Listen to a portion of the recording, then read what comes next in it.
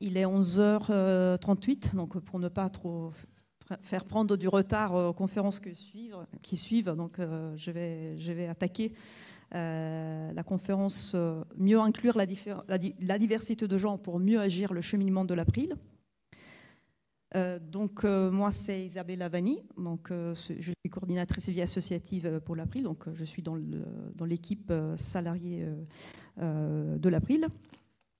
Donc, pour les personnes qui ne connaîtraient pas l'April, pour les personnes qui ne connaîtraient pas bien l'April, sachez qu'on a un stand sur le village de Livres, donc n'hésitez pas à venir nous rencontrer, mais de toute façon, je vais faire une toute courte présentation au cours de la conférence. Donc, l'idée de cette présentation, c'est de vous raconter un petit peu ce qu'on a fait et qu'on fait encore aujourd'hui dans notre association pour mieux inclure la diversité de genre, donc les femmes et les minorités de genre dans notre association.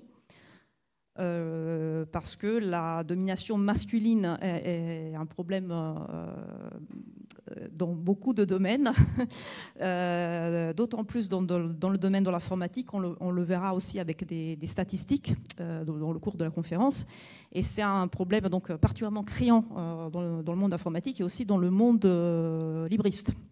Donc dans le monde où notre association milite. En fait, l'association, elle a pris l'association de promotion et de défense du logiciel libre. Et donc, on n'est pas en dehors de ce problème, au contraire. Et donc, on s'est dit que si les femmes, les minorités de genre ne viennent pas dans notre association ou n'agissent pas dans notre association, c'est parce qu'il y a quelque chose qui coince. On le verra plus en détail. Mais le but fondamental, c'est que si on ne fait rien, en fait, rien ne changera. Donc, la seule façon de faire pour bouger les choses, c'est d'agir, de se mettre en question, d'agir et faire en sorte que les femmes et les minorités de genre se sentent bien accueillies, se sentent à l'aise pour explorer le monde du libre, pour agir à nos côtés, qu'ils trouvent leur place. Et donc, l'idée de la présentation, ce n'est pas de donner des leçons. Au contraire, c'est juste pour vous dire ce qu'on a essayé, nous, à notre niveau, de mettre en place, et tout en sachant, et j'aurais dû mettre tout de suite cette très belle illustration de l'un de nos bénévoles graphistes. L'idée de cette présentation est faite de vous montrer ce qu'on a déjà fait, ce qu'on fait, tout en sachant qu'on est dans un cheminement, c'est-à-dire qu'on continue de se former, on continue de se mettre en question et on nous demande à nous améliorer, à progresser pour que tout le monde se sente bien accueilli dans notre association.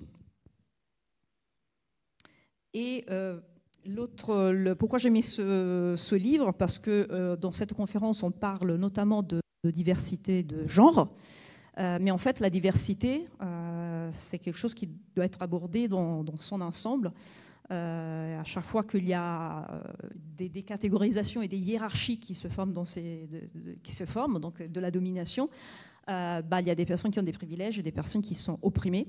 Et malheureusement, il y a des personnes qui cumulent aussi plusieurs oppressions. Donc, l'idée, c'est idéalement, il faudrait pouvoir traiter et aborder la diversité dans son ensemble. Et on aime bien citer ce livre qui est sorti en 2023 de Nathalie Achard, qui est une spécialiste de la communication non violente, qui fait beaucoup d'interventions.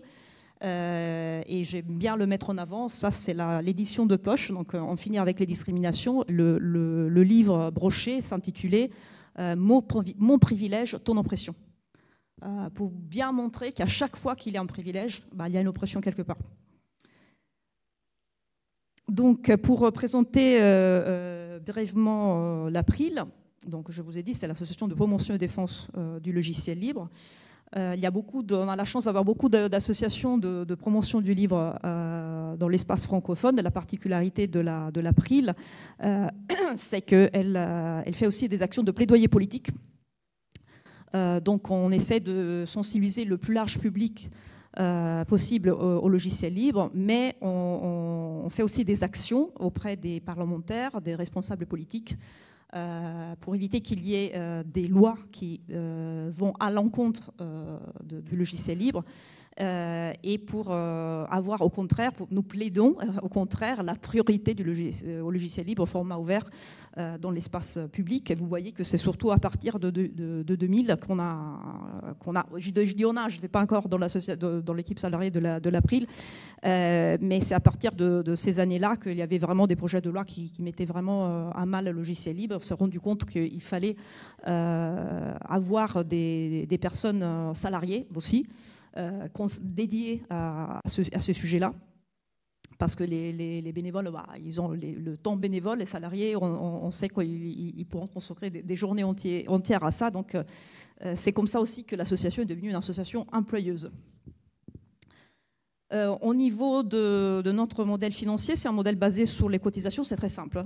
Si on veut agir sous l'axe plaidoyer politique, il faut garantir aussi notre indépendance. Donc ça passe pour éviter de recourir à des subventions. Ça, c'est très simple. Donc le modèle financier, c'est basé sur les cotisations de nos membres. Aujourd'hui, on est à un peu plus de 2600. La plupart sont surtout des personnes physiques, mais aussi pas mal, quelques centaines de personnes morales. 150 entreprises à peu près, une centaine d'associations, une dizaine de collectivités dans la ville de Toulouse et quelques organismes du secteur éducatif et de syndicats. Et ce que vous voyez là, en fait, c'est un morceau de la capture écran d'un morceau de notre trombinoscope. En fait, quand on devient membre de l'April, si on le souhaite, ce n'est pas du tout une obligation, mais si on le souhaite, on peut mettre en ligne une petite bio, une petite présentation, l'agrémenter d'une photo ou d'une image. Et là, en fait, vous voyez dans ce portion de capture écran, vous voyez 3 personnes voilà, avec des noms masculins et Françoise, qui entre autres est membre du conseil d'administration. Et donc on se dit, en voyant cette image, on pourrait penser, peut-être que les femmes à l'April sont environ 25%, un quart. En fait, ce serait très peu déjà, mais la mauvaise nouvelle, c'est que c'est encore moins.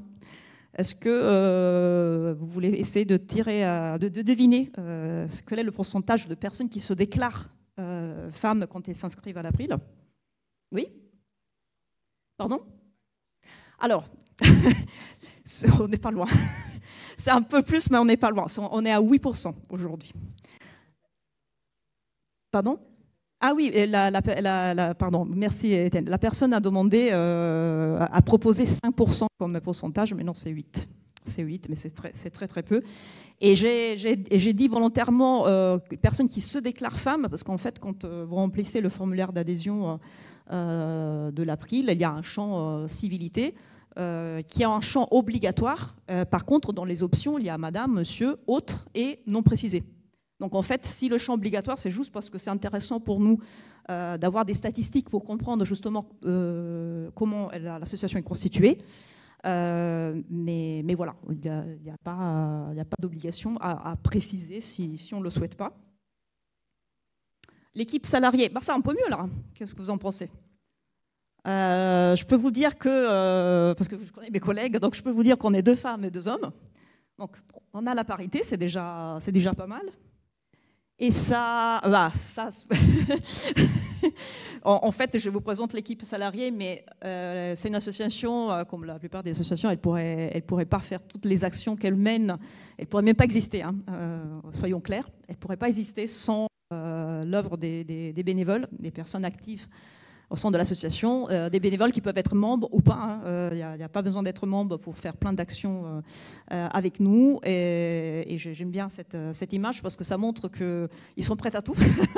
Non, mais surtout qu'on ne voit pas que dans les événements libristes, comme ça peut être le Capitole du Libre, on voit aussi dans des événements qui ne sont pas forcément consacrés au logiciel libre, mais où il y a un public qui potentiellement est susceptible d'être intéressé à nos sujets. Et là, pour le coup, c'est les Geek Ferries, donc c'est un festival de l'imaginaire qui a lieu en juin tous les 2 ans à Celles-sur-Cher, et qui c'est autour des mangas, de la science-fiction, etc. Donc des geeks. Et effectivement, on y retourne parce que les personnes viennent sur notre stand et sont intéressées. Et donc vous voyez que 2600 heures, c'est parce pourquoi on a cette donnée? Parce que quand les personnes font une action de bénévolat, on demande de la comptabiliser s'ils le souhaitent. À nouveau, ce n'est pas une obligation. Mais pour nous, c'est très important parce que ça montre tout le travail qui est effectué aussi par les bénévoles, toutes les actions. Et c'est une estimation à la baisse. Hein. Il y a énormément d'actions qui ne sont même pas saisies. Au niveau de conseil d'administration, c'est pas mal. Donc il y a 4 femmes et 5 hommes à présent. Donc c'est plutôt pas mal. Et surtout, on a une femme présidente, la deuxième femme présidente depuis que l'April existe. Là, c'est pas marqué Bouquinette, vous la connaissez comme Bouquinette, donc je le dis. Alors, donc, le constat, comme je disais, je parlais de domination masculine dans plein de domaines, mais surtout dans le domaine de l'informatique. Et ça, c'est des chiffres. Alors, c'est des chiffres que j'ai trouvés en fait sur l'INSEE, sur le site de l'INSEE, donc l'Institut national des statistiques, et qui avait fait un rapport, qui fait tous les ans un rapport sur l'emploi, chômage, revenu du travail. Et à l'occasion de la publication de l'édition 2023, donc sur l'année 2022, elle avait fait un rapport particulier qu'elle avait appelé éclairage sur la place des femmes dans le numérique.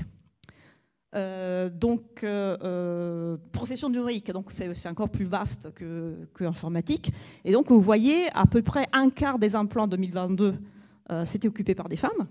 Et parmi ce quart, il y avait un peu plus d'un tiers des femmes qui faisaient un métier purement technique.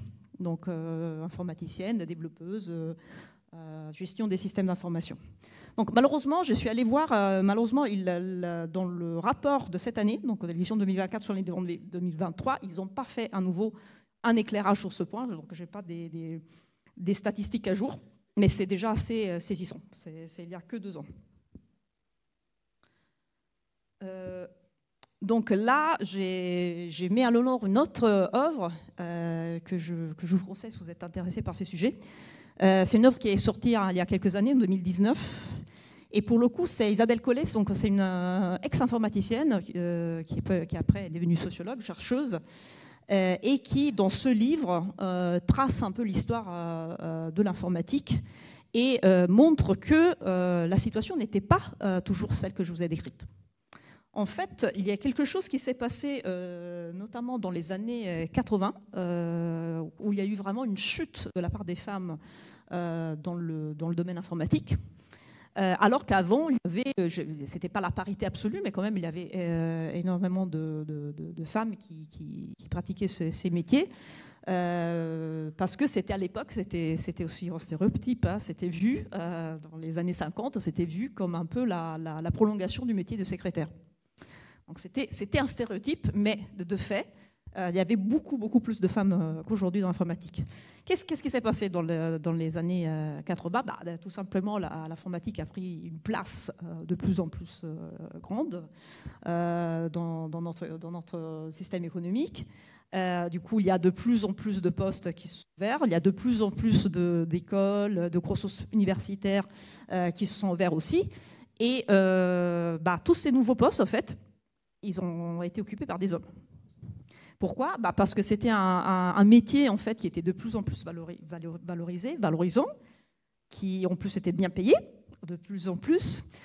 Et malheureusement, c'est ce qu'on observe aujourd'hui pour plein de choses, mais pour les métiers, à chaque fois qu'un métier se valorise, se masculinise, et à chaque fois qu'un métier se dévalorise, se féminise. Donc c'est un constat, et donc c'est exactement à ce moment-là que c'est pas que les femmes sont parties, c'est que les hommes sont arrivés en masse, et du coup le résultat c'est les proportions dont on a parlé. Là ça symbolise en fait la valeur économique qui a pris l'informatique, et donc la raison pour laquelle c'est les hommes qui ont pris ces nouveaux postes. Et après, il y a aussi l'imaginaire porté par la culture cinématographique. Il y a des documentaires aussi sur ça, sur comment le cinéma américain, mais pas que, mais surtout américain, peuvent aussi nous influencer, nous impacter. Et là, voilà, c'est effectivement un film War Games qui est sorti dans les années 80. Je ne sais pas si vous l'avez vu, moi j'avais beaucoup aimé à l'époque quand je l'avais vu. Et là, c'est un jeune en fait adolescent qui est passionné de jeux vidéo, qui se retrouve dans une mouise pas possible. Je ne vais pas rentrer dans les détails du film, mais en gros, grâce à ses capacités de petit génie de l'informatique, il arrivera à régler une situation hyper grave. C'est la menace d'une guerre nucléaire, pas moins. Et vous voyez bien que dans la photo, aux commandes, aux manettes, il y a le petit jeune. Et il y a un deuxième personnage. Je vous invite à observer, parce que parfois on voit les choses, mais on les observe pas. Ça c'est l'affiche du film. Le deuxième personnage, c'est une fille. Et elle est en position, je ne dis pas de potiche, mais de support, de confort, d'encouragement. Bref, elle n'est pas si neuneux que ça dans le film. C'est quelqu'un de brillant, mais ce n'est pas le petit génie qui est aux commandes de l'ordinateur. Donc il y a tout un imaginaire que se construit pour lequel, comme mon fils garçon, il joue aux jeux vidéo, il y a une fausse continuité qui se fait entre le fait d'utiliser l'ordinateur pour jouer aux jeux vidéo et le fait qu'il sera informaticien, programmateur plus tard. C'est faux parce qu'il faut déjà apprendre à le faire. Et il y a une fausse continuité. Non, c'est justement ça ce que je voulais dire. Donc, il y a plein de choses qui ont contribué à faire si que les femmes déjà n'ont pas la place parce qu'elle est déjà occupée par des hommes et que ce sont peut-être pas non plus légitimes à occuper ce terrain-là. Et donc, on revient au problème que j'avais énoncé tout au début de la conférence, donc le problème de la domination masculine et donc l'exclusion des femmes et des minorités de genre. On parle bien d'exclusion, comme je vous ai dit, c'est vraiment un système qui pousse d'ailleurs ces personnes, qui ne laissent pas la place. C'est pour ça que le mot exclusion, c'est très important. Et comme je disais, la seule façon pour permettre aux femmes et aux minorités de genre d'avoir leur place dans ce terrain, tout va bien, c'est de prendre ses responsabilités et agir, faire des actions, parce que ça ne va pas s'arranger tout seul, ce système-là. Quand il y a une domination, en fait, on ne peut pas trop s'attendre à que ça se ressoude sans faire. Et une chose qui est très importante quand on dit agir, en fait, ce n'est pas juste un état d'esprit. Il ne faut pas juste se dire « Ah oui, ce serait bien que ce soit différemment ». Il faut vraiment consacrer du temps et des énergies. C'est vraiment un travail qu'il faut faire. C'est un effort qu'il faut faire parce que sinon, ça ne marchera pas. Donc, si vous êtes dans toute pratique du changement, en fait, il faut consacrer du temps à ça. Donc, qu'est-ce qui bloque? Là, j'ai listé quelques situations qui peuvent effectivement faire si que les femmes et les minorités de genre ne se sentent pas à l'aise et qu'il y a une sorte de répulsion. Il n'y a pas cette envie de se rapprocher de l'April, des communautés libristes plus en général. On parle à nouveau d'imaginaire, dans l'imaginaire. L'informatique, et dans le réel aussi, mais on pense en fait que c'est un peu le stéréotype de l'homme blanc cis et barbu qui fait l'informatique.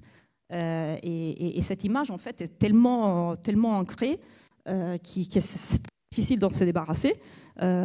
Moi, pour tout vous dire, j'ai eu la chance d'avoir un ordi très tôt. J'étais parmi les premières de ma classe à 15 ans. J'étais ravie. Je faisais les jeux vidéo exactement comme le jeune qu'on avait eu dans l'affiche du film. Mais c'est seulement beaucoup plus tard que je me suis posé la question pourquoi ça m'est jamais, j'ai même pas venu à l'esprit de pouvoir entreprendre ce type de métier. Je ne l'ai même pas calculé, ce n'était même pas parmi mes options. Et donc, je ne me suis même pas posé la question. Voilà. Et quand j'ai connu la première fille informaticienne dans mon entourage, dans mon groupe d'amis, je la voyais comme une ovni. et à nouveau, je ne me posais pas la question. Donc, en fait, on a des constructions qui nous empêchent quand même de nous poser des questions, de nous mettre en discussion. Après, il y a en plus de ça, il y a le comportement qui peuvent mettre mal à l'aise. Donc, quels sont ces comportements? Ça peut être des propos mal déplacés, ça peut être des blagues graveleuses, douteuses. Voilà, ça peut être aussi des sollicitations qui ne sont pas demandées. J'ai rencontré un informaticien, un développeur sur une conférence qui s'appelle Mixit. Si vous ne la connaissez pas, je la conseille. Elle a lieu à Lyon en avril-mai chaque année et c'est autour de la technique et de la diversité. Et à cette occasion, cet informaticien me disait, moi, pour savoir si je suis dans un environnement de travail propre, sain et accueillant, j'aimais, quand je collabore, quand je vais sur les messageries, sur les dépôts, sur les forges, etc., je mets tout de suite un alias féminin pour voir comment je suis reçue. C'est un homme qui dit ça. Et en fait, si je commence à recevoir des sollicitations, justement pas demandées, des commentaires, où je vois que, voilà, j'ai tout de suite une idée d'où j'ai mis les pieds. Donc, pour vous dire. Donc, c'est assez saisissant. Après, il y a le langage aussi. Le langage, quand on parle de langage excluant, on parle de langage dans la forme, on va dire, c'est-à-dire qu'on fait référence aux personnes qui accaparent la parole, qui la monopolisent, qui coupent la parole aux autres, qui parlent fort. Donc, c'est généralement des hommes. C'est statistiquement prouvé, ça aussi. Il y a des études pour ça. Il y a vraiment des études, quand on fait une réunion et qu'il y a des hommes, des femmes, il y a des gens qui sont vraiment mis... D'ailleurs, je cite la sociologue Barbous qui a fait un livre du sexisme dans le sport. Elle était aussi une dirigeante de haut niveau. Elle a pris le temps de noter le temps de parole pour chaque personne qui participait à une réunion. Et voilà, elle a constaté que c'était criant, c'était les hommes qui parlaient le plus. Mais c'est aussi le langage excluant, c'est aussi le langage, par exemple, qu'utilise le masculin comme si c'était le mot neutre, donc qui englobe tout. C'est pas vrai du tout. Le masculin neutre, je peux vous le dire, parce qu'il y a des chercheurs, des scientifiques qui ont étudié ça. Le masculin neutre n'existe pas parce que c'est pas comme ça que notre cerveau marche. Si je vous dis pensez à une salle remplie d'informaticiens, si je le dis à une personne lambda dans la rue et je lui dis décris-moi ce que tu vois, la personne dira je vois des mecs blancs, barbus, avec leur ordi. Donc c'est pas vrai que le masculin est neutre. Notre cerveau ne marche pas comme ça. Donc si on nomme pas les choses, on ne les voit pas, ces choses-là. Ça peut être aussi des horaires inadéquats. Alors, je ne sais pas si vous êtes au courant, même s'il y a de plus en plus de podcasts, de conférences, d'émissions qui parlent de la charge des femmes dans les foyers. La situation ne s'est pas très améliorée. Là aussi, alors, j'ai pas noté les statistiques, mais elles ont été faites suite à un sondage. Et c'est encore aujourd'hui, les femmes qui prennent la grosse partie des tâches ménagères. Et donc, si vous mettez une réunion à 19h, à 20h le soir, il y a grande chance que ce soit les hommes qui se présentent et que les femmes ne puissent pas y aller. Donc ça aussi, c'est un point de vigilance quand, par exemple, on organise une réunion en atelier. Il peut y avoir des lieux pas accueillants aussi. Alors ça, bien évidemment, ça concerne tout le monde. C'est pas que les femmes et les minorités des gens qui n'ont pas envie forcément d'aller dans un squat. Moi, j'étais pas encore là, mais il y a eu une période où, pour aller à une réunion de l'April, il fallait enjamber une grillade. Voilà, c'est pas forcément très accueillant. Et les bars, parce que les bars, quand on fait une réunion dans une bar, on pense bar, alcool, boire, donc exacerbation. non, ça n'existe pas, accentuation en fait, de comportements qui mettent mal à l'aise. Et puis du bruit aussi, donc à nouveau, c'est des choses qui peuvent déranger plein d'autres personnes, pas que les femmes et les minorités des genres, mais d'autant plus. Et aussi proposer des rendez-vous qui font penser que le boire prendra le dessus, même sur les échanges. Par exemple, si vous organisez un événement qui s'appelle apéro, bah, tout de suite on pense apéro, boire, alcool, bruit, hommes, propos déplacés, etc., etc. Donc, qu'est-ce qu'on fait face à tous ces problèmes, à tous ceux qui bloquent? Voilà qu'on arrive au cœur en fait de la conférence. Donc, parmi les actions qu'on mène et que c'est très facile à mener, c'est se former, comme je vous disais, se mettre en question, chercher des ressources. Il y en a plein dans tous les sens. Et on les a d'ailleurs référencés sur notre site. En fait, il y a une page consacrée à cette conférence. Et il y a même une position de l'April. Donc là, vous retrouvez sur le site de l'April, dans l'onglet position, vous trouvez en tête la position qu'on a prise sur ces sujets. Et là, vous trouvez aussi plein de ressources. Donc, quand je dis ressources, c'est des livres, c'est des podcasts, c'est des conférences. Je vous ai parlé de Mixit, par exemple, à Lyon. Ça peut être des documentaires, ça peut être des personnes qui sont compétentes.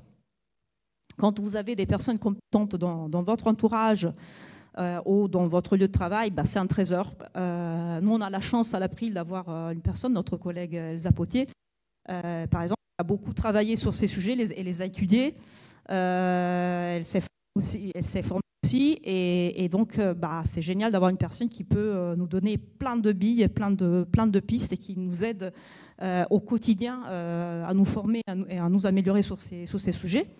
Et puis, bah, quand on sait quelque chose, bah, si vous êtes à cet événement, je pense que vous penserez comme moi. Quand on sait quelque chose de bien, d'intéressant, d'important, bah, on a envie de le partager. Et c'est comme ça qu'on fait de la sensibilisation. Donc, toutes les ressources, par exemple, vous pouvez les partager. Et c'est ce qu'on a fait à l'April. D'ailleurs, à l'April, on a une liste qui s'appelle Diversité, qui est ouverte à tout le monde, pas qu'aux membres de l'April. Et aujourd'hui, c'est surtout une liste où on partage des ressources. À terme, ça nous plairait bien d'avoir une personne qui anime cette liste. Ça peut être aussi une personne bénévole, externe à l'association, pour faire d'autres actions. En sachant que cette liste existait déjà depuis longtemps. Et c'est juste que voilà, on a beaucoup de groupes de travail et ce groupe de travail-là, bah, il était un peu abandonné. Et c'est quand Bouquinette a pris la présidence de l'April que ça a été relancé. Donc on espère pouvoir trouver encore plus de personnes qui s'intéressent à ces sujets, qui nous aident à trouver d'autres ressources et à nous améliorer. Autre chose importante, c'est qu'on encourage la candidature des femmes dans le recrutement. Donc, on l'a vu pour ce qui est de l'équipe salariée et pour ce qui est du conseil d'administration. Donc, si demain, il y a une personne, par exemple un homme qui se candidate pour le conseil d'administration, bah, on lui dira écoute, ton profil nous intéresse, par exemple, si c'est le cas, mais on ne pourra pas te faire entrer dans le conseil d'administration si on ne trouve pas aussi une femme qui a envie de consacrer du temps, et parce que sinon, s'il n'y aurait plus la semi-parité qu'il y a aujourd'hui, 4 à 5, donc on ne peut pas accepter ça. Donc on fait extrêmement attention à ça. Et on fait attention aussi quand on recrute des bénévoles. Je vous fais un exemple très, très simple. Quand on a fait le recrutement pour la régie de notre émission de radio, on a une émission de radio chaque mardi, et c'est une radio qui est associative et qui n'a pas d'employés. Donc c'est nous-mêmes qui faisons nous-mêmes la régie. Et quand il s'agit de recruter des personnes, bah, on a fait extrêmement attention à comment on rédigeait l'appel. On a utilisé le mot personne, on n'a pas utilisé le masculin neutre, on a utilisé les noms personnes, le nom d'équipe. On a précisé qu'il ne fallait pas faussement connaître la technique. Au contraire, on pouvait partir de zéro, qu'on a été ravis d'accompagner la personne. Tout ça pour rassurer la personne, parce qu'à chaque fois qu'il y a des tâches techniques, ça aussi dans l'imaginaire, on les associe souvent aux hommes. Et le but, c'était de dire vraiment, venez comme vous êtes. et on vous accompagnera. Et bah, ça a marché, parce qu'on a une équipe de 3 femmes en régie. Donc on est très, très fiers de ça. Et on essaie de faire ça pour tous les groupes de travail. Une autre action utilisée un langage non excluant. Alors ça vaut pour l'oral comme pour l'écrit. En sachant que encore aujourd'hui, il y a beaucoup de personnes, quand ils pensent écriture inclusive, ils pensent point médian. Cette corrélation qui se fait, je peux vous dire, mais peut-être, sans doute vous le savez déjà, il y a une façon d'écriture inclusive. Il n'y a pas que le point médian. Le français, aujourd'hui, est une langue suffisamment riche pour pouvoir faire de l'écriture et du langage inclusif sans recourir à des néologismes au point médian. C'est très simple, on peut utiliser les mots qui s'appellent épicènes, c'est-à-dire c'est des mots, vous mettez devant un article masculin au féminin, ça marche toujours. Par exemple, le mot membre, pour rester sur nos sujets. Vous pouvez utiliser des mots englobants, comme tout le monde, comme les personnes. Vous pouvez utiliser les doublés. Par exemple, nous, on commence notre émission en disant « chères auditrices, auditeurs ». Vous pouvez bien sûr utiliser aussi des néologismes, ce serait auditorice, mais voilà, nous, on a fait un choix d'utiliser pour tout ce que la langue française déjà nous permet d'utiliser. Pour ce qui concerne l'écrit, on a fait un constat. Les statuts de l'association remontaient à 1996 et on s'est rendu compte qu'à l'époque, on n'était pas vraiment encore très sensibilisé à l'écriture inclusive et on utilisait du masculin neutre partout. Donc on mettait le mot adhérent, NT à la fin, président, NT à la fin, etc. etc. Donc ça pouvait plus passer. Donc on a cheminé. Je parlais de cheminement, donc on a cheminé et on s'est dit non, là il faut changer les statuts. Et en fait on a même fait appel à une collective qui s'appelle La Collective, de personnes qui sont... la révolution inclusive, ça s'appelle. Ce sont vraiment des personnes qui sont spécialisées dans ça et qui nous ont appuyés dans le changement de nos statuts, dans la démasculinisation de nos statuts, qui doivent être votés... Donc ce nouveau format, ça doit être voté lors d'une assemblée générale extraordinaire. Et puis, on met aussi en avant le code de conduite. On a toujours eu un code de conduite. Ça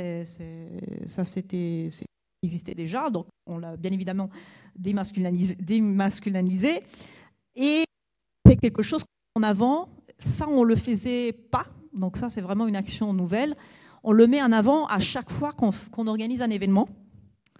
Par exemple, on organise une rencontre dans nos locaux, on fait un rappel dans l'annonce au code de conduite, parce que c'est quelque chose qui rassure énormément les femmes et les minorités de genre. On le sait aussi par témoignage direct.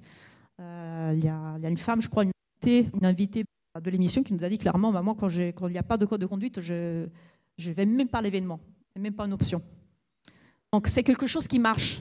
Donc, l'existence d'un code de conduite et en parler, faire en sorte que ce soit connu. Donc, le rappeler, par exemple, dans toutes les annonces que vous faites sur les sites, c'est ce qu'on a fait.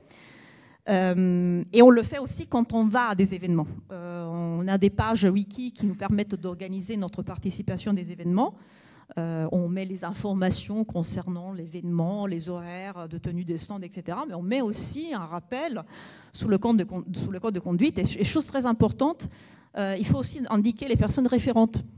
Par exemple, pour le Capitole de Libre, on a dit, vous trouverez s'il y a des personnes qui ont des comportements qui vous mettent mal à l'aise et que vous n'avez pas le courage, les énergies pour répondre, venez nous voir. Donc on a mis nos noms, donc en l'occurrence Bouquinette, mon collègue Étienne et moi. Allô. Quand j'ai rappelé, quand j'ai écrit aux bénévoles, je leur ai donné nos numéros de téléphone.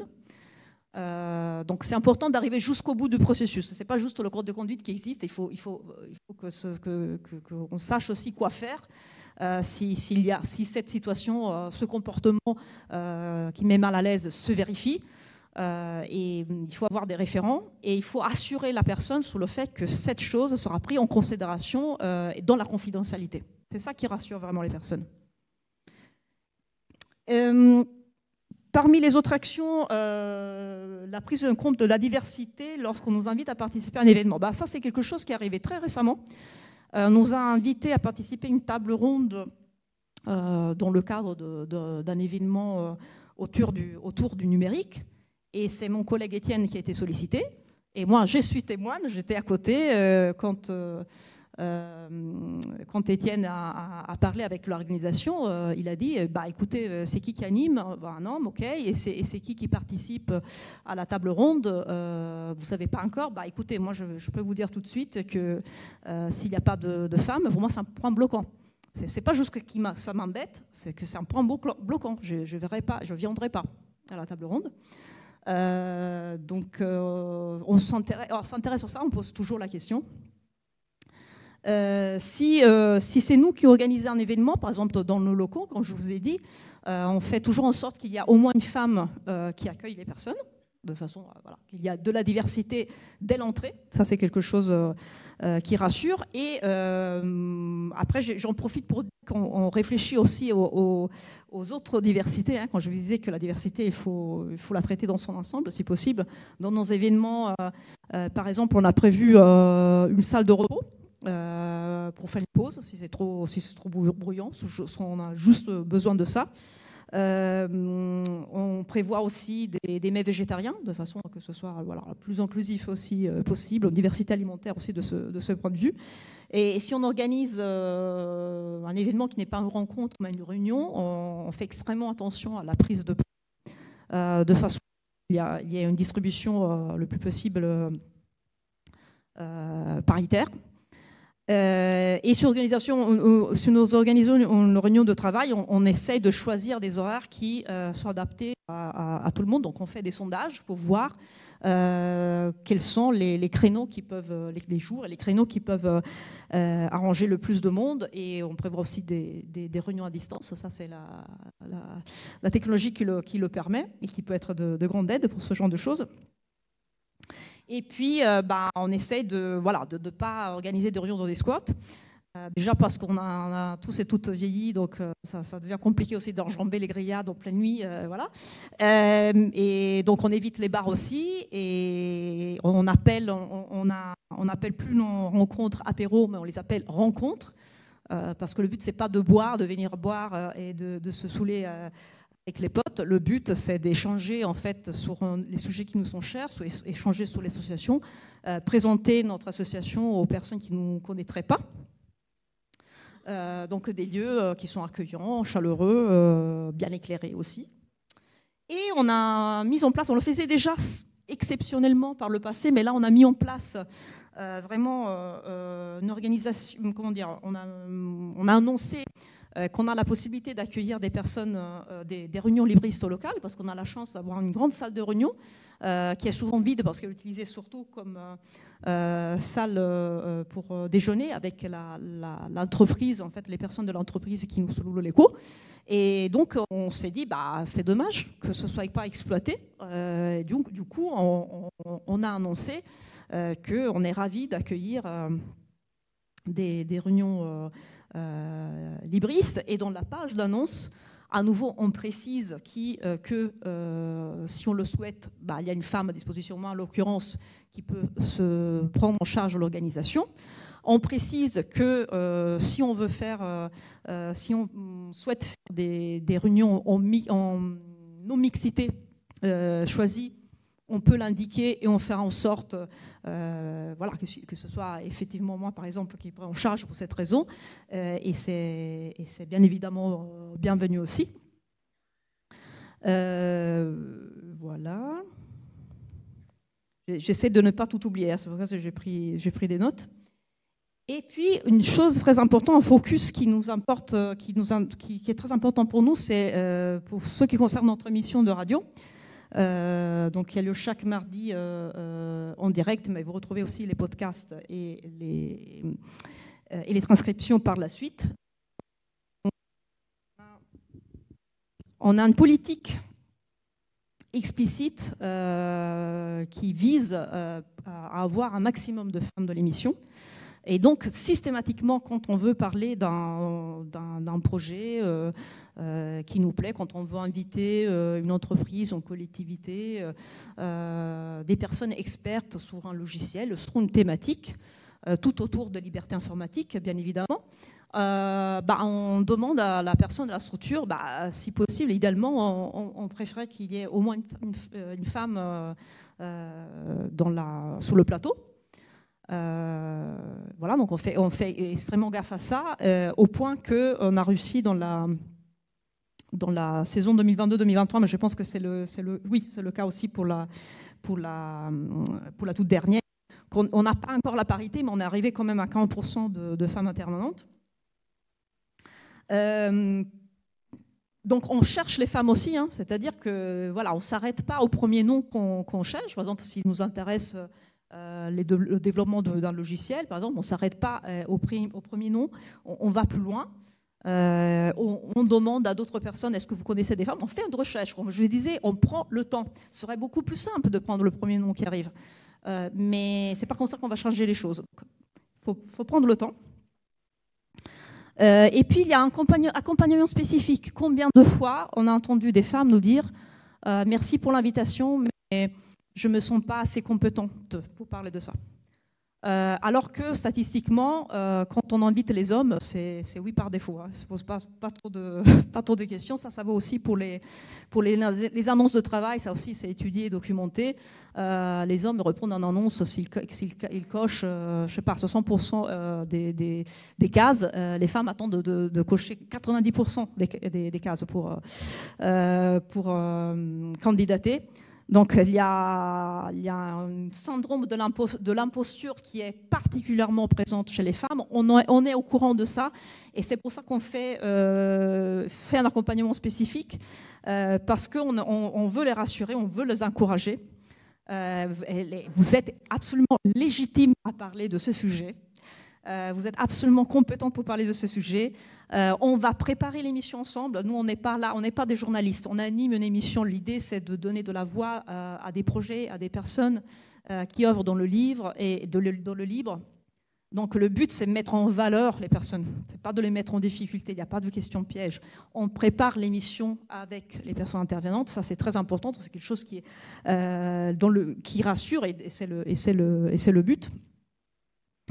Et puis, systématiquement, à chaque fois qu'une femme participe dans l'émission, on l'invite à s'inscrire au site Les Expertes. Si vous connaissez, prenez note de ce site parce que c'est hyper intéressant. C'est un annuaire sur base volontaire où vous pouvez trouver des femmes qui sont expertes sur tout un tas de sujets. Et puis, on a aussi un format qui a commencé l'année dernière, je crois. C'est pas très important, mais c'est un format de sujet de l'émission dans lequel on invite une seule personne pour parler de son parcours. Bien évidemment, une personne qui a quoi faire avec nos sujets. Et dans le cadre de ce format qui s'appelle Parcours Libriste, pour l'instant, il n'y a qu'un homme qui a été invité. Je crois qu'on est à 6 ou 7 parcours libristes. Tout le reste, ce sont des personnes femmes, des femmes issues des minorités de genre. Et on n'a pas envie forcément d'inviter les stars du monde du livre que déjà tout le monde connaît par cœur et qu'on retrouve à chaque événement. C'est pas qu'on les aime pas, hein, mais ils ont déjà leur place en fait. Ils sont déjà visibles. Donc le but, c'est de rendre visibles les femmes et les minorités des gens qui agissent dans le livre, déjà pour les valoriser, pour montrer que ça existe et pour encourager ainsi d'autres personnes à parler. Donc c'est un cercle vertueux qu'on veut mettre en place. Et puis, les hommes. Est-ce que les hommes peuvent comment les hommes peuvent participer, comment les hommes peuvent contribuer, plus en général, parce que là je vous ai parlé de l'April, mais aussi dans son propre vie personnelle, on peut avoir envie de contribuer à déconstruire ces imaginaires dont je vous ai parlé et à construire une société où il n'y a pas de discrimination, où il n'y a pas de hiérarchie entre les personnes, où il n'y a pas de domination et d'opprimés. Et du coup, ça c'est une question en fait que mon collègue Frédéric Couchet a fait à une femme qui était intervenue dans l'émission, justement dans le cadre d'un sujet, la place des femmes dans l'informatique. Ça, c'est aussi quelque chose que j'ai oublié de dire sous l'émission, mais on a fait pas mal d'émissions sur ce sujet. À nouveau, c'est l'occasion d'appeler des femmes sur le plateau et de sensibiliser à ces problèmes. Et en fait, la première réponse de cette invitée était assez cassante. Cette question me gêne vraiment parce que je n'ai pas expliqué aux mecs ce qu'ils ont à faire. En fait, si vous êtes touché par une cause et vous mettez en question, en fait, oui, un petit peu, vous savez ce qu'il faut faire. C'est-à-dire que quand vous êtes intéressé par un sujet, normalement, vous savez un petit peu qu'est-ce qu'il faut faire. Mais comme on parle d'hommes et d'actions qui peuvent être menées par des hommes, j'aimerais que ce soit mon collègue Étienne Gonu, s'il veut bien, de nous montrer un petit peu ce que vous pouvez faire, nos alliés, si vous voulez être nos alliés. Merci Isa. Puisque tu me demandes, bien sûr, je veux bien. Alors, comment on passe à la suivante ? Oui, il fallait pas. Bon, pardon. Oui, être ou devenir allié. Je pense que d'ailleurs, c'est pas à nous de le décréter. Hein, on doit faire au mieux pour l'être, à mon sens, et on n'a pas à attendre de pins, de validation. Hein, il faut juste accepter aussi. C'est pas nous de le décréter, de le faire au mieux. Il faut rester humble dans toute cette démarche. Comme tu le disais, hein, si on fait rien, rien ne va changer. Donc ça, c'est vrai au niveau du collectif, mais il faut aussi accepter que ce soit vrai à notre échelle individuelle. Ça passe par prendre sa dose quotidienne de témoignages, d'être à l'écoute pour briser, nos conceptions, nos imaginaires, accepter dans lequel on est inscrit. C'est de mettre de son côté son ego, accepter que tout ça, c'est un problème systémique. Hein, on fait partie d'un maillon global et même malgré nous, on va répercuter des comportements qui s'inscrivent dans cette domination masculine, de le simple fait de notre sociabilisation. C'est s'informer par soi-même, ça c'est important, et transmettre aussi, mais s'informer par soi-même, c'est-à-dire qu'il y a énormément, comme tu l'as très bien dit, de ressources disponibles. C'est un peu aussi dans le sens de la citation. Il y a énormément de ressources disponibles sous énormément de formes. Il n'y a pas besoin d'aller solliciter des femmes, d'aller solliciter les féministes pour nous former. Il y a déjà largement de quoi faire pour se former. Donc allez faire cet effort-là. Vie privée, vie publique. Déjà, effectivement, ça ne sert à rien de se présenter comme l'allié parfait si c'est pour répercuter au sein dans sa vie privée des comportements virilistes, ou ne serait-ce que de ne pas être aussi vigilant qu'on le prétend. D'ailleurs, à mon sens, cette distinction vie privée, vie publique, c'est aussi une construction politique qui participe à maintenir les femmes dans une position, on va dire, une fonction plus sociale, plus domestique. Briser la solidarité masculine, ça c'est très important, hein, dans les langages. On pense tout de suite aussi aux blagues, les blagues graveleuses qui peuvent être diverses. C'est ne pas en rire, et puis en fait pas juste aussi se contenter de ne pas en rire, c'est d'expliquer, de réagir, de ne pas prendre part et de montrer une opposition au fait que non, je ne cautionne pas ton propos. Je suis parti. C'est un humour oppressant. L'humour peut être source d'émancipation, elle peut aussi être un outil extrêmement efficace pour opprimer. Puis avec cette excuse magnifique que tout bon agresseur, je pense, connaît, non mais c'est de l'humour. Voilà, ça c'est un peu très facile. Et je pense que c'est donc laisser sa place aussi. Alors oui, parce que tu disais donc la sollicitation à la table ronde. Alors voilà, c'est un choix, mais qui n'est pas que le mien. Hein. Je pense que c'est vraiment aussi un choix au sein de l'April. On ne participe pas à des événements où il y a que des hommes.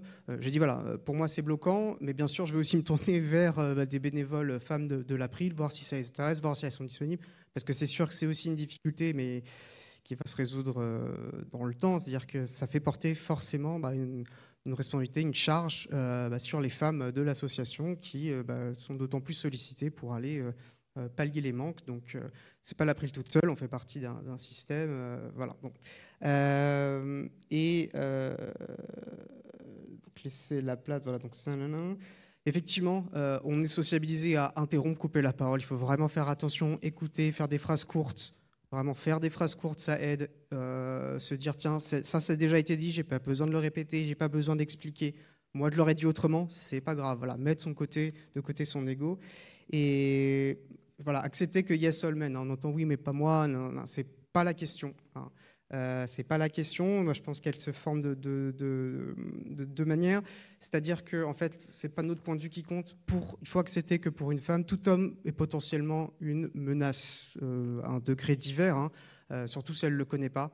Donc, si elle, voilà, faut l'accepter et c'est pas à propos de nous. On n'est pas le sujet. On est plutôt voilà. Et voilà, comme je le disais, on a malgré nous des comportements qui s'inscrivent dans tout ce bazar.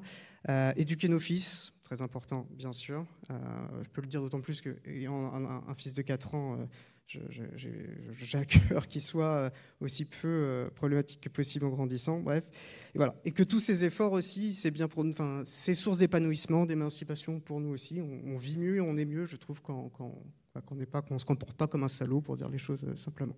J'ai pris trop de temps, je suis désolé. Avec plaisir, c'était prévu. Et à propos de laisser la place, j'ai souhaité remercier en fait Taziden et Étienne qui ont décidé d'annuler leur conférence d'aujourd'hui à 11h30. Ils ont donné l'information à l'organisation il y a une demi-heure, il y a une heure juste avant la conf, pour protester contre le fait qu'il n'y avait pas assez de femmes oratrices dans le programme, et pour inviter aussi les personnes qui souhaitaient écouter leur conférence de venir à celle-là. Donc c'est un cas pratique très concret de ce que vous pouvez faire, les hommes, si vous souhaitez être alliés de cette cause. Donc la dernière chose, la dernière image, l'image de lunettes. Donc là, je souhaite rendre un nouveau hommage à ma collègue Elsa Potier, qui utilise aussi beaucoup d'images parlantes, et elle avait parlé notamment des lunettes pour dire que quand on est dans une pratique de changement et changer son point de vue, se déconstruire, prendre conscience, notamment pour les hommes, que oui, on est un maillot de ce système de domination. Donc, même malgré moi, je suis dedans, je fais partie des dominants et des oppresseurs. Et ben, ma collègue dit, quand on est à ce point, quand on se met de questions, c'est un peu quand on change de lunettes. Je ne sais pas combien de personnes ont lunettes ici, c'est mon cas. Quand vous changez de lunettes parce que vous avez changé de correction, la première semaine, elle n'est pas vraiment très facile, il faut un temps d'adaptation, ça peut être un peu embêtant, et en fait, au bout de cet effort et de cette partie un peu dure, un peu chiante, on va le dire, au bout de cette partie, on voit mieux. Donc en fait, quand on voit mieux, on agit mieux. Donc je vous invite à ne pas avoir peur de changer vos lunettes. Merci beaucoup pour votre attention.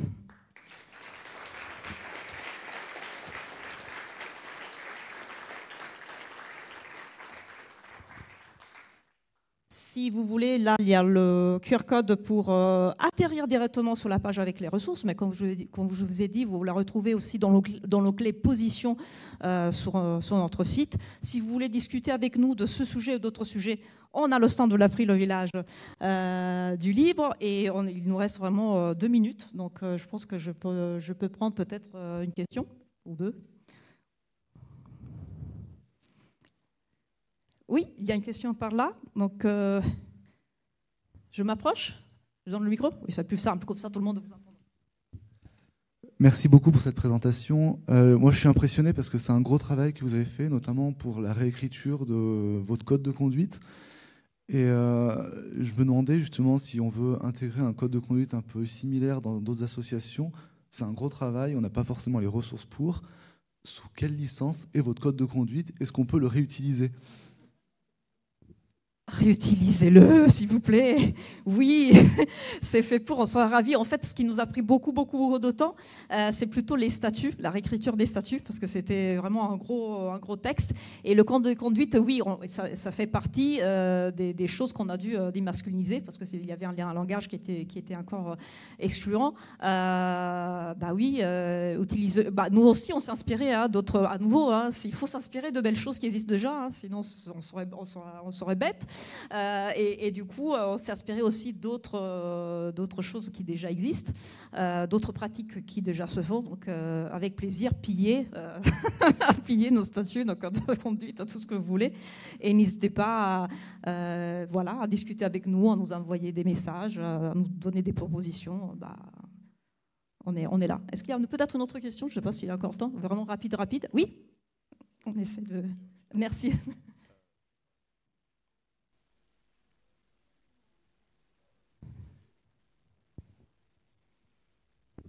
Promis, cette fois-ci, je vais faire court. Oui, je me demandais, est-ce que le fait de pousser la mise en avant justement de femmes et de minorités de genre dans des rôles plus valorisés, etc., est-ce que ça crée une surcharge de travail militant? Et si oui, est-ce que vous avez trouvé un moyen de rééquilibrer la charge de travail militant pour que justement peut-être que les mecs prennent un peu plus de travail moins valorisé pour compenser, etc., surtout tant qu'on n'est pas à une parité, un semblant de parité, quoi. Très bonne question. Donc moi, pour le coup, je suis salariée. Je suis aussi militante du logiciel libre à titre personnel. C'est une cause qui me tient à cœur, mais en tant que salarié, voilà, c'est différent. C'est-à-dire que si on décide que ça, c'est une priorité pour nous, il y a d'autres choses qui ne seront pas faites. C'est très simple. Après, pour ce qui concerne les bénévoles, les personnes actives dans l'association, membres ou pas, c'est tout le problème c'est l'un des problèmes du militantisme, c'est-à-dire qu'on peut effectivement se vite épuiser. Mais à nouveau, nous faisons attention à ça aussi, c'est-à-dire qu'on est vigilant et vigilante par rapport à cette possibilité. Par exemple, récemment, Bookinet s'est lancé dans un projet magnifique, et vous pourrez voir le résultat à nouveau sous le stand et dans les couloirs aussi, parce que elle s'est lancée dans un projet énorme. Alors, c'était pas un projet en lien avec la thématique d'aujourd'hui, mais tout de suite, on s'est dit, est-ce que tu es sûr de vouloir le faire? Parce que ça veut dire travailler beaucoup d'heures de travail, etc., beaucoup d'efforts, etc. Donc, à la limite, enlève-toi des choses, parce qu'on ne veut pas non plus que tu t'épuises. Donc, on a une vigilance pour ce qui est les salariés. Si tout n'est pas fait, c'est pas grave. Ça veut dire qu'il y avait d'autres choses qui sont prioritaires. Moi, c'est ce qu'on m'a toujours dit à l'April. Et pour le bénévole, c'est pareil. On est vigilant et vigilante par rapport à leur charge de travail. Après, on ne peut pas, fort heureusement, et on ne veut pas le faire, voir ce qu'ils font chez eux, chez elles, à la maison. Mais voilà, on considère que c'est prioritaire. Donc voilà, ça veut dire qu'il y a d'autres choses qui ne seront pas faites. Voilà. Merci beaucoup. Le temps est fini. Je laisse la place à la prochaine conférence. Merci pour votre attention.